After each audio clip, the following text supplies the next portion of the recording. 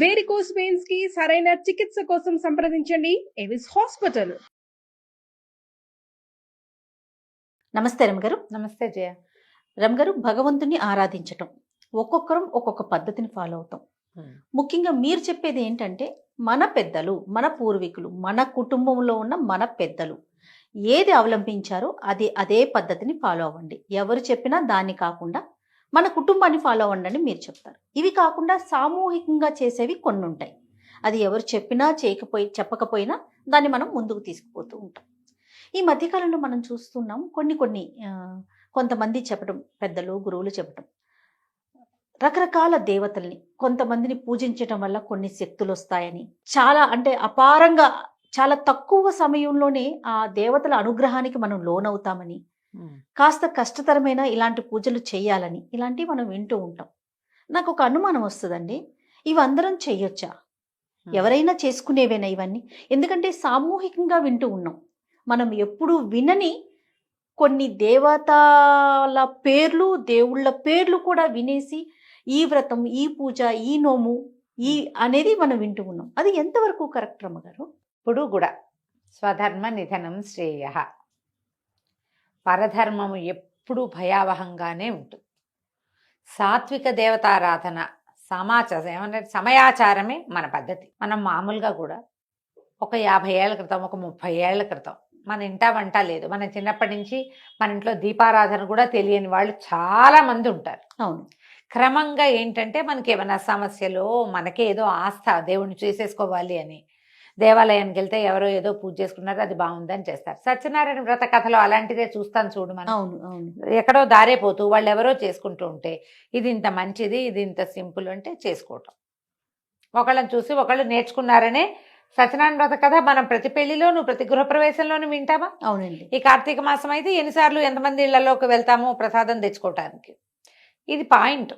కాకపోతే సాత్వికమైన దేవతల ఆరాధన ఎవరి దగ్గరైనా చూసి విని కాదు, వినిలేదు. సత్యనారాయణ వ్రతంలో ఆ దేవతార్చనని చూసి ఆ తీర్థప్రసాదం స్వీకరించి ఈ స్వామికి నేను కూడా చేస్తానని చెప్పుకున్నారు. మీరు కూడా చూడాలి, తెలుసుకోవాలి, అప్పుడు ఏదైనా చేసుకోవచ్చు. ఇక్కడ సాత్వికం అనేది ఒకటి, సాత్వికమైన దైవం అనేది ఒకటి ఉంది. మనకి సాత్విక దైవాలు సాధారణంగా విష్ణువు, లక్ష్మి, మన దసరాలో అమ్మవారు ఏదైనా చదువుకోవచ్చు, చేసుకోవచ్చు. దీంట్లో ఎక్కువ బలవత్తరమైన శక్తుల గురించి దశమహావిద్యలు చెప్తారు. తర్వాత మనం ఎప్పుడు చేసుకునేవి రెండు నవరాత్రులు. ఒకటి వసంత నవరాత్రులు, రెండోది శరణ్ నవరాత్రులు. ఇటీవల కొంతకాలంగా యూట్యూబ్లో, మన ఫేస్బుక్లో అన్ని ఏమనాలి దాన్ని, సోషల్ మీడియాలో ప్రఖ్యాతంగా చెప్తున్నది వారాహి నవరాత్రులు, శ్యామల నవరాత్రులు. మీరు నాతోటి కూడా చెప్పించారు. శ్యామల కానీ వారాహి కానీ ఈ సమయాలు మంచివి కాబట్టి ఏదైనా చదువుకోండి అంతే, ఆరాధనలోకి దిగద్దు. నేను చెప్పే కదా ఆ మాట. అవునవును, క్లియర్ గానే. అవును. మీరు అవి చేయకపోయినా నష్టం లేదు. చేసేటప్పుడు జాగ్రత్తగా చేయాలంటే అసలు వారి అమ్మల ఆరాధన ఎక్కడ చేయొచ్చు? ఏదైనా పీఠంలోనో, క్షేత్రంలోనో, పీఠాధిపతుల దగ్గరకు వచ్చేస్తే అలాంటి చోట అటెండ్ చేయొచ్చు, ప్రసాదం తెచ్చుకోవచ్చు తప్ప మనం చేయకూడదు. మనం చేసుకునేదైతే కాదు. అంటే చేయటం వల్ల ఇబ్బందులు ఉంటాయా, లేకపోతే ఏదైనా లోపం జరిగితే సమస్య వస్తుందా? సరిగ్గా చేయకపోతే బెడిసి కొడతాయి. నీకు సరిగ్గా అంటే నీకేం తెలుసు? మొదట అసలే తెలియదే మనకి. మనం విని వాళ్ళు వీళ్ళు మేం చేసుకున్నాం అని చెప్తే నువ్వు విని చేసుకుంటారు. ఇప్పుడు మనకి ఎలా అయిందంటే, పెద్దవాళ్ళు, గురువులు, లేకపోతే ప్రవచనకర్తలు, చాలా ఎక్కువ విషయ పరిజ్ఞానం ఉన్నవాళ్ళు దీన్ని ఏదైనా ఇది చేసుకోవచ్చు అని చెబితే ఫాలో అవ్వటం కాకుండా, ఇప్పుడు ఎవరైనా సరే మేము ఆ గుడికి వెళ్ళాం, ఆ పూజ చేసుకున్నాం, ఈ గుడికి వెళ్ళాం, ఈ పూజ చేసుకున్నాం, లేకపోతే ఇదేదో చేసాం, విపత్కర పరిస్థితుల్లో ఇది చేసాం, దీనివల్ల జరిగింది అని సామాన్యుల దగ్గర కూడా విని కాపీ చేసుకుంటున్నాం. ఇప్పుడు మొత్తం ఊరంతా పూజలే ఉన్నాయి జయ. అవునండి. ప్రతి వాళ్ళు ఎవరో ఒక ప్రత్యేక దైవాన్ని ఆరాధిస్తూనే కనపడుతున్నారు. అది మంచి విషయం అయినా మంచిదే. కాకపోతే ఇది బెడిసి కొడితే అది ఆలోచించలేకపోతుంది. మనకేం తెలీదు వాటి గురించి, తనకి ఎలాంటి ఆచారం పాటించాలో తెలీదు. చాలా ఇళ్లలో ఆడవాళ్ళు పూజలు చేసుకుంటుంటే మగవాళ్ళు శుభ్రంగా నాన్ వెజ్ వండించుకుని తింటారు. అన్ని రకాల క్రియాకలాపాలు జరుగుతూనే ఉంటాయి. కొన్ని దైవారాధనలకి అవి కుదరకపోవచ్చు. మాంసాహారం ఆవిడెవరికో అమ్మవారికి పెడతారని మీరు ఇంట్లో వండు తినకూడదు. మాంసాహారం పెట్టడం పుస్తకంలో ఉంది, మనకు తెలియదు కదా. అది కాదు జయ. ఇప్పుడు ఒక గన్ను చూపించాం, నువ్వు దాన్ని గుర్తుపడతావు. దాని పేరు నీకు తెలుసు, AK-47. దాన్ని వాడడం నీకు వస్తుందా? వాడెవడో ఒకడు ఇది AK-47 నేను ఎప్పటి నుంచో చిన్నప్పటి నుంచి వాడుతున్నాను, నాకు చాలా బాగుంది అని చెప్తే నువ్వు కొంటావా దాన్ని? కొనం కదా, ప్రమాదం అది. అవునా? ఇప్పుడు ఒక బాంబు తయారు చేయటం, బాంబులు తయారు చేశారు, నాలాంటి మామూలు వాళ్ళని తీసుకెళ్తే దాన్ని మనం వాడగలమా? లేదు. చూసి ఊరుకోవాలి. కరెక్ట్ నమ్మగారు. ఇవి కూడా అంతేనమ్మా. దేవతారాధన ప్రధానమైంది. మన సొంత ఆచారాన్ని పాటిస్తూ వెళ్ళే విధానాన్ని పాటించండి. ముఖ్యంగా ఇతరులు చేసే దేవతారాధనలోకి వెళ్ళొద్దు. ఏదైనా భగవంతుడే కదా అనే ప్రశ్న లేవనెత్తుతూ ఉంటుంది. ఇప్పుడు నేను అదే అంటున్నా, మరి మీకు ఒక దైవం ఉన్నప్పుడు ఇంకో దైవాన్ని నువ్వెందుకు వెళ్ళినట్టు? ఏదైనా భగవంతుడేగా. నువ్వు నూకాలమ్మనో, అంకాళమ్మనో, అంకమ్మ తల్లినో, వీరమ్మ తల్లినో, తలుపులమ్మనో నువ్వు అర్చించేటప్పుడు నువ్వు ఇంకొక వేరే దైవారాధనకి ఎందుకు వెళ్తావు? నువ్వు సేమ్ ప్రశ్న, ఇదే ప్రశ్న, ఇదే క్వశ్చన్. ఇంకా అందులో వేరే నీకు ఒకటి ఉన్నప్పుడు దాన్ని మరింత శ్రద్ధగా చేయి. మీ ఇంట్లో ఏమైనా ఎందుకు పరుగులు తీస్తున్నాం అంటారు? చెప్పండి, మీ ఒపీనియన్ చెప్పండి అమ్మగారు. మనుషులకి ఏమంటారంటే మహత్వాకాంక్షలు ఉంటాయి జయ, ఏదో కావాలి ఎప్పుడు కూడా. ఇక్కడ ఏదో సమస్యలు ఉన్నాయి, మనం రోజువారీ చేసేవి చేస్తూనే ఉన్నాం. ఈ ఇంట్లో ఇన్ని ప్రాబ్లమ్స్ ఎందుకు ఫేస్ చేస్తాం మనము? చాలా కష్టాలు ఉన్నాయి. వారాహిం చేస్తే అదేదో కష్టాలు తీరుతుందని ఒక అమ్మాయి ఎవరో చెప్తుంది, ఒక అమ్మగారు చెప్తారు, అటు పరిగెడతారు.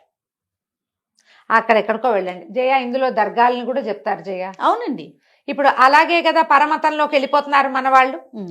ఆయన్ని నమ్ముకో, నీ కష్టాలు తీరుస్తాడు. అసలు కష్టాలు లేకుండా ఎవడైనా లోకంలో మనిషి ఉంటాడమ్మా? ఏ మతంలో ఉన్నా, ఏ మతం వాడికైనా జబ్బులు తప్పవు. ప్రేమించుకోవటాలు, లేచక్కపోవటాలు ప్రతి దాంట్లోనూ ఉన్నాయి. పిల్లలు మాట వినకపోవడం ప్రతి దాంట్లోనూ ఉంది. ప్రమాదాలు ప్రతి వాళ్ళకి వస్తాయి. అందరం మనుషులమేనా? వాళ్ళు ఏమైనా దిగొచ్చారా? వాళ్ళు దిగొచ్చింది లేదు, మనం దిగిపోయింది లేదు. మనమే తెలియక మనం కూర్చున్న కొమ్మని నరుక్కుంటున్నాము. కూర్చున్న కొమ్మలు నరుక్కోకండి. మీరు కూర్చున్న కొమ్మకి పువ్వులు పూయించే ప్రయత్నం చేయండి. దానికి సరైన పోషణ చేయాలి ముందు. ఇప్పుడు మన ఇంట్లో మనకు ఒక పద్ధతి ఉంది, ఏదో ఆరాధన, వీళ్ళు మీ ఇంట్లో ఏం లేదు, మా ఇంట్లో ఏమీ లేదండి అంటారు. నేను ఈజీ మెథడ్ చెప్తా ప్రతిసారి.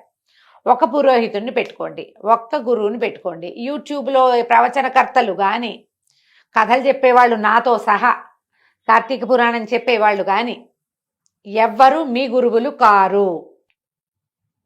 గురువు అంటే మీ అమ్మా నాన్నలాగా మీ కష్టం సుఖం మోసేవాడు. నేనేదో కూర్చుని తీర్పుగా చెబితే నన్ను ఫాలో అవ్వటం పొరపాటు. ఇక్కడ ఇలా ఉంది విషయం వరకు తీసుకోమంటున్నారు. అంతే తీసుకోవాలి. ఇందులో అద్భుతమైన పేరున్న మహానుభావులు, ప్రాతస్మరణీయులు, పొద్దున్నే వాళ్ళని తలుచుకోవాల్సిన వాళ్ళని కూడా గురువు గారని మీరు అనకూడదు, అనుకోకూడదు. మంచి మాటలు చెప్పేవాళ్ళు మంచి మాటలు చెప్పేవాళ్లే, గురువు కాదు. గురువు నిన్ను సరైన దారిలో నడిపించేవాడు. నువ్వు చేసిన తప్పుని తనదిగా తన మీద వేసుకునేవాడు. ప్రవచనకర్తల్ని ఆధ్యాత్మిక గురువులుగా మీరు అనుకున్నారనుకోండి, పోనీ ఉండండి అలాగే, వాళ్ళు చెప్పిందే. అలా ఉండరు. మీరు ఆ గురువుని వింటారు, ఈ గురువుని వింటారు, ఇంకో గురువుని వింటారు, మధ్యలో నాబొట్టి పెద్దకాయల్ని కూడా వింటారు. ఇన్ని కలిపి ఇంత కన్ఫ్యూజన్కి ఎందుకు వెళ్తారు చెప్పు? ఇది పొరపాటు కాదు, పొరపాటేనా? మీరు ఏదైనా ఒక దేవతారాధన చేయదలుచుకుంటే దానికి తగిన మంత్రము, విధానము, ఆచారము అవేమి లేవండి. పూజ చేసుకుంటే చాలు. ఏం మాటమ్మా అది? అవేం చేయక్కర్లేదు, ఇది చేస్తే చాలు. అన్నం ఒకటే చాలా నీకు? కూర, పప్పు, చారు, పెరుగు వద్దా? ఖచ్చితంగా కావాలి కదా. ఇవన్నీ ఉంటేగా. పోనీ ఒక్క రోజు అయితే తినగలుగుతామేమో. ప్రతిరోజు తింటావా నువ్వు? ప్రతిరోజు తినలేం కదా. తినలేవు కదా. ఎందుకు ఆ పని చేయాలి? నాకు ప్రతిసారి ఫోన్లు నాకు వచ్చే ప్రశ్నల మీద నాకు ఎప్పుడు అలాగే అనిపిస్తుంది. వీళ్ళు ఎందుకు ఇవేవో పెట్టుకుంటారు? కేకలిస్తా కొంతమందిని చేయ. నా దగ్గర హార్ష్ వర్డ్స్ వినేవాళ్ళు చాలా మందే ఉంటారు. ఎందుకమ్మా ఇవన్నీ చేస్తారు అనవసరంగా? కాంప్లికేషన్స్ కదా. ఎందుకు వచ్చిన కాంప్లికేషను, ఎందుకు వచ్చిన టెన్షను? చాలా ఒక భ్రమ కింద. ఇది వరకు సంతోషం మాత్రది ఒక భ్రమ కింద ఉండేది. మంగళవారం ఏమంటారు, రాహుకాల దీపాలు భ్రమలుగా ఉండేవి. ఇప్పుడు 7 శనివారాల వ్రతము, 16 శనివారాల వ్రతాలు, తర్వాత ఏమో ఇంకేమిటి, ఇప్పుడు వారాహి రేపు వచ్చేస్తుంది. శ్యామల 2-3 నెలల్లో శ్యామల. వారాహి చాలా అద్భుతమైన దేవత. మనకి కంచి దేవాలయంలో కూడా కనపడుతుంది అమ్మవారు. అమ్మవారితో పాటు బయట ఆ సన్నిధిలో కనపడతారు. ఎందుకంటే ఆవిడ సర్వసైన్యాధ్యక్షురాలుగా ఉంటుంది, మంత్రినిగా ఉంటుంది. అమ్మవారికి సమీపంలో ఉంటుంది. ఈవిని చూసి దండం పెట్టి ఆవిడని కూడా చూసి దండం పెట్టి వెళ్ళిపోవాలి. ఓకే, అందుకంటే లాక్కూడదు. కేవలం ఏదైనా సరే ఇప్పుడు ప్రధానమైనది మనకి తెలీదు, మనం వినలేదు, ముందు మనకి తెలీదు. మనకి పాపులర్ అవ్వడానికి ఏదో ఒక కొత్త విషయం కావాలి కదా ఎప్పటికప్పుడు. అంతే కదండి. ప్రతిసారి ఏమిటి మన ఎవరో అడిగారు కార్తీక పురాణం ఏంటండి, అదే చెప్పారు. అది కాకపోతే ఇంకో కార్తీకం ఎక్కడి నుంచి దానమ్మా నేను ఎక్కడి నుంచి వస్తుంది? అవి కూడా 2 పుస్తకాలు ఉన్నాయి మన దగ్గర. ఓసారి ఆసావత్స పుస్తకం కథలు ఇంచుమించుగా అటు ఇటుగా అవే కథలు. శాస్త్రాన్ని మార్చలేం కదా, దాన్ని ఎట్లా మారుస్తాం? నీకు ఏటా ఒకటే పండగ, ఈ పండగకి అధిదైవం ఈయనే ఉంటాడా, ఆయనే ఉంటాడా, ఆవిడే ఉంటుంది, అంతే కదా. వాళ్ళని ఎట్లా మారుస్తాం? మహా అయితే కట్టే చీరల రంగులు, వస్త్రాల రంగులు మారుస్తాం. ప్రతిసారి పాయసమైన పండక్కి అని మానేసి ఏం చేస్తావు నువ్వు? ఏమైనా సూపులు అవి చేసి పెడతావు? టమాటా సూపు, బంగాళదుంపల సూపును పెట్టం కదా. సొంత విధానంలో ఉండండి. ఈ దశమహావిద్యల్ని వాటిని దేవాలయాల్లో కనపడితే అక్కడ దండం పెట్టుకోండి. ఒక మఠంలో కానీ, ఒక పీఠంలో, శంకర మఠాల్లో కానీ, ఏదైనా పీఠాల్లో కానీ నిజంగా అంత ఇబ్బంది ఉంటుందా రమ్మగారు? ఉంటుంది జయ. ఎందుకంటే ప్రత్యేకించి దీని గురించి మీరు ఒక టాపిక్ కింద మాట్లాడుతున్నారు అంటే నేను వింటున్నా చాలా మంది దగ్గర నుంచి ప్రశ్నలు. నాకు ఆ ప్రశ్నలు విన్నప్పుడల్లా అనిపిస్తుంది, జనం అంతా ఇలాగే పోతున్నారా ఏమిట్రా దేవుడా. సులువుగా సాధ్యపడేవాడు వెంకటేశ్వర స్వామి ఉన్నాడమ్మా. తలుచుకుంటే చాలు కదా, తలుచుకుంటే చాలు, చిన్న కోరికను కూడా తీరుస్తాడని. అసలు ఆ వెంకటాచల మహత్యంలో ఎంత క్లియర్ గా చెప్తారో. ఆయన మాట్లాడ్డంతే. మన పక్కన మన పెద్ద మనిషి 10 అడుగుల ఎత్తున్న మన పెద్దన్నయ్య మనతో పాటే ఉంటే అడిగి ఏదైనా చేయించుకోగలం మనం. మొక్కు, ఎంత చిన్న మొక్కు తీసుకున్నా నీకు కావలసిన వరం ఇచ్చేవాడు కలియుగ దైవం ఉన్నప్పుడు ఎందుకు వచ్చిన పరుగులు పెడతారు? మళ్ళా ఏదైనా పిండి దీపారాధన అనగానే పిండి దీపం ఎలా చేయాలి అనేది ఒక 25-30 వీడియోలు, దానికి బొట్టెట్టి, కాటికెట్టి, పసుపు రాసి, ఏమిటో చేసి, అందంగా అలంకరించి, దాని నిండా బంతి పువ్వులు పోసి, ఏంటమ్మా అలా చేస్తేనే నా పూజ? అదే నా పూజ? అవేనా దీపాలు చేయాల్సిన నిజమైన విధానం? అదేనా? ఎవరు చెప్పారు మీకు?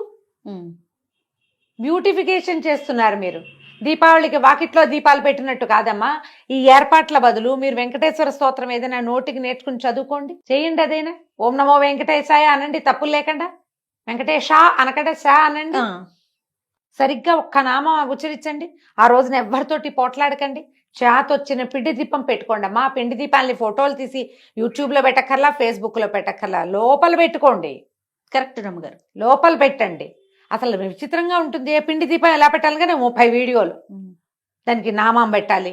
నామం పెట్టి అంటిస్తావు నువ్వు, తప్పు కాదు.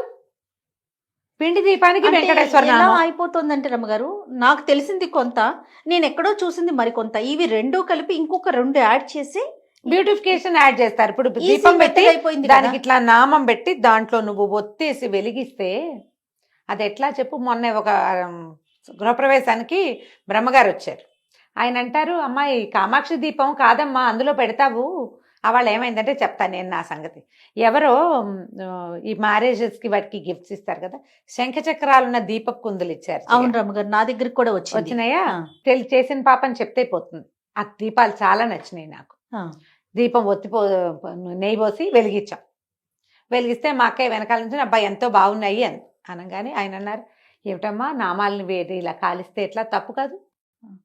నాకు అప్పుడు వెలిగింది, అవును ఇది చేయకూడని పని. ఆ వేడి తగలదు స్వామికి, ఎందుకు ఆ పని? హాయిగా ఖాళీగా ఉన్న దీపంలో పెట్టుకోవచ్చు కదా. ఈ అందానికి పెట్టుకోండి, వీటిని వెలిగించద్దాం. తోమ లోపల పెట్టా జయ, మళ్ళీ ముట్టుకోవాలి, వాటిని షోకేసులో పెట్టా. నిజమే కదా. నాకు అదే అనిపించింది. అప్పుడు కామాక్షి కుందు గురించి ఆయన అదే చెప్తున్నారు. వాళ్ళు ఎవరో చేశారని అదొక వెర్రి కింద తయారైందమ్మా. ఈ కామాక్షి కుందు మీద వీడియోలు ఉన్నాయి, మనం కూడా చెప్పాం. ఇప్పుడు అమ్మవారికి ముఖానికి దగ్గరగా దీపం, తులసి దగ్గర దీపం పెట్టద్దని చెప్పాను నేను, గుర్తుంది కదా? అవునండి. అలాంటిదే ఇది కూడా. ఆమె చక్కగా ప్రతిమా విశేషం చేసి ఆమె మీద నుంచి దీపం పెడితే అది ఎట్లా మనకు వస్తుంది? ఇప్పుడు నువ్వు పేపర్లు ఎత్తుతున్నావు, ఈ పేపర్లలో ఒక వినాయకుడి బొమ్మ ఉన్న పాంప్లెట్ వచ్చింది, అందులోకి చెత్త ఊడుస్తావా నువ్వు? ఊడ్చాం కదా. తప్పు అది. మన భారతదేశం అంతా ఈ పచ్చిపాపాలతోటి కుళ్ళిపోయింది అన్నారు ఆయన. లక్ష్మీ బాంబులని లక్ష్మీ అవుట్లకి లక్ష్మీదేవి బొమ్మ వేస్తారు, అది కాలబెట్టేసుకున్నామమ్మా, అందుకే భారతదేశం అధోగతి పాలవుతుంది అంటున్నారు. ఇదొక పాయింట్. ఇవి అన్ని మార్చలేవు, కొన్ని మార్చుకోగలుగుతాం కదా. మన చేతిలో ఉన్నవి మారుస్తాం కదా, మార్చుకోగలం కదా. దయచేసి ఉగ్రదేవతారాధనకి వెళ్ళకండి. ఏదైనా ఒక స్తోత్రం చదువుకోవచ్చు, ఓ పండో ఫలమో నివేదన పెట్ట చాలు, అంతకంటే పైకి వెళ్ళొద్దు. దశ మహావిద్యలు కానీ తర్వాత ఏమి ఇంకా ఉన్నాయి మనకి అమ్మవార్ల స్వరూపాలు, మనం ఇవి చేస్తాం కదా ఈ దసరాలో అమ్మవారికి అక్కడ చేస్తారు. మన మామూలుగా మన విజయవాడలో ఏమో అవతారాలు వేస్తారు కదా నవదుర్గలు, నవదుర్గ స్వరూపాలు కానీ వారిని విడిగా అర్చించేందుకు పూనుకోకండి. నవదుర్గలకు స్తోత్రం ఉంది, ప్రథమం శైల పుత్రీచ, చదువుకో అంతే. అంతకంటే ఒకవేళ మీ ఇంట్లో ఉంటే, ఇప్పుడు ఇందులో అసలు పాయింట్ చెప్దాం, మీ ఇళ్లలో ఆనుచానంగా ఇదేదైనా విధానం ఉన్నవారు పాతకాలంలో ఎలాంటి వ్యవహార విధానాలు పాటించేవాళ్ళో అది పాటిస్తూ మీరు జరుపుకోండి, మాకే అభ్యంతరము లేదు. విధానాలన్నీ తీసి పాడేసి మడి మైల అన్నీ తీసి పక్కన పెట్టేసి అది మాత్రం చేస్తానని అనకండి. మన పూర్వీకులు ఏం చేసినా పూర్తిగా మన మంచి కోసం ఆలోచించే చేశారు. ఒక దైవత ఆరాధన ఉంది మన ఇంట్లో అంటే దానికి తగిన పద్ధతిని ఏర్పరిచి పెట్టేవాళ్ళు అంతే. ఇప్పుడు నువ్వు పద్ధతులన్నీ వదిలేసి అదొక్కటి తీసుకుంటానని మనం అనకూడదు. ఇప్పుడు టీవీలలో ఎక్కడైనా మనం వింటాం, ఇది చదువుకోండి, ఆ స్తోత్రం చదువుకోండి, ఈ స్తోత్రం వరకు ప్రాబ్లం ఏం లేదు. నేను ఎన్నిసార్లు చెప్పాను, మంత్రం అని మాత్రం వెళ్ళకండి, మీకు అక్షరాలే పలకవు. మామూలుగా భగవంతుడు అంట కూడా అది భగవంతుడు భక్తి అంటాం. మీరు ఎప్పుడు అనరో అక్కడ రావాల్సిన భావం రాదు. లోపల ఉండాలంటే కృష్ణారామ అనుకోండి, తేలిగ్గా ఉంటాయి. ఈ పెద్ద పెద్ద వాటికి ఎందుకు వెళ్తాము, అనవసరం కదా. కాదు రమ్మగారు, ఇంకొకటి వింటూ ఉంటాం, పలికేవన్నీ తప్పులు పలికేసి భగవంతుడికి అవన్నీ పర్వాలేదు, మన లోపల మనసులో భావన ఉండాలి అంటారు. నువ్వు అసలు తప్పు పలకటం ఎందుకు, మనసులో భావన అదొకటి అనిపిస్తా ఉంటుంది. ఎప్పుడు నేను ఒకటే చెప్తా జయ, ఈ ప్రశ్న నేను 5-6 సార్లు ఎదుర్కొన్నా. నేను ఒకటి క్లియర్ గా చెప్తా, నీకు భావమే ముఖ్యమైతే స్తోత్రానికి ఎందుకు వెళ్ళావు నువ్వు? దేవుడా దేవుడా దేవుడా దేవుడా దేవుడా దేవుడా దేవుడా అనుకో, అయిపోయిందిగా. ఎందుకు స్తోత్రానికి వెళ్ళావు? అందులో ఏదో ఉందని వెళ్ళావు. ఉందన్నప్పుడు దాన్ని సరిగ్గా ఉంచు. ఉందనుకున్నప్పుడు సరిగ్గా ఉంచాలి. నువ్వు అద్దం చూసావు, అద్దం చూసుకున్నావు, దిద్దుకోవడానికే కాదా? అంతే కదా, మొహం దిద్దుకోవడానికి చూస్తావు అద్దం, సరిచేయి దాన్ని. అద్దం చూసుకునేది ఎందుకు? కరెక్ట్ అండి. ఎలా అయినా సరే ప్రపంచం నన్ను యాక్సెప్ట్ చేయాల్సిందేనని నీకు ఉందనుకో, అర్థమే చూడవు, నువ్వు చూడాల్సిన అవసరమే లేదు. నువ్వు ఎందుకు చూస్తున్నావు? ఇది ఆలోచించండి అమ్మా. దయచేసి వీడియోలు ఏవి ఉన్నా చూసి వదిలేయండి. అలా అనుకోని ఊరికే శ్రవణంలాగా ఎక్కడో కాసేపట్ల వీడియోలో 5 నిమిషాలు కనపడి వాళ్ళంతా అలంకరించుకున్న దానికి అట్రాక్ట్ అయ్యి మాకు అదేదో బ్రహ్మాండం బదులైందంటే నమ్మద్దు. మీ పిన్నో, మీ బాబాయ్ కూతురో, మీ మావయ్య ఇంట్లోనో ఈ పూజ చేసుకుంటున్నాము, మాకు చాలా బాగుందంటే ఓసారి వెళ్ళి చూసి కావాలంటే అప్పుడు దిగచ్చు. నమస్తే. నమస్తే.